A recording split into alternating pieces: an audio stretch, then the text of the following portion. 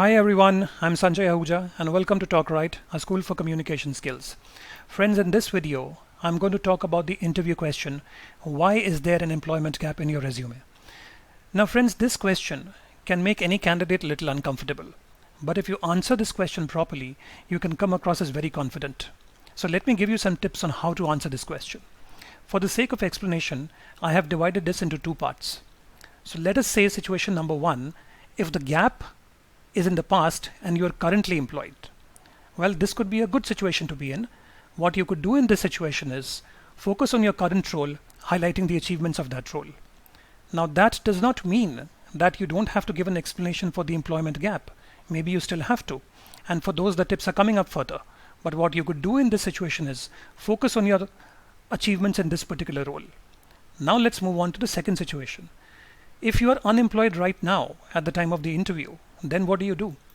Well, mention the fact that you were involved in some project, some consulting work, that you were pursuing higher education or doing some social work. But if you were really not doing anything, well, then you have no choice, but you have to focus on the achievements of your last role.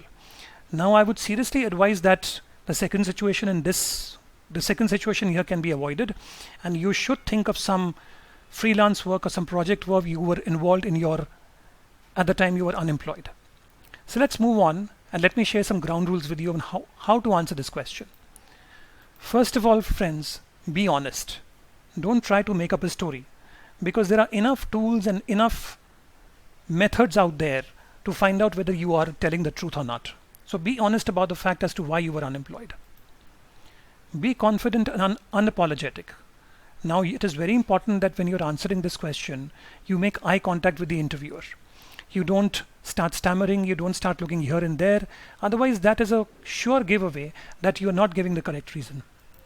And the last one is describe the benefits that came out of it. Now, this is a very important point. Whenever you have a gap in your resume and you have done some work, describe that it was a positive experience and some benefits came out of it. Don't make it sound like a very out and out negative situation. Now let's look at a sample answer for this particular question.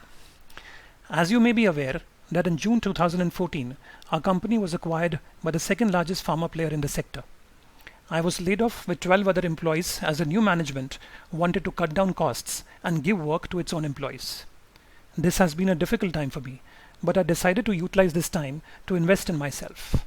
I took an online certification on the latest technology being used in the industry. I also joined Toastmasters to improve my public speaking and presentation skills. I feel I'm ready to focus on my second innings.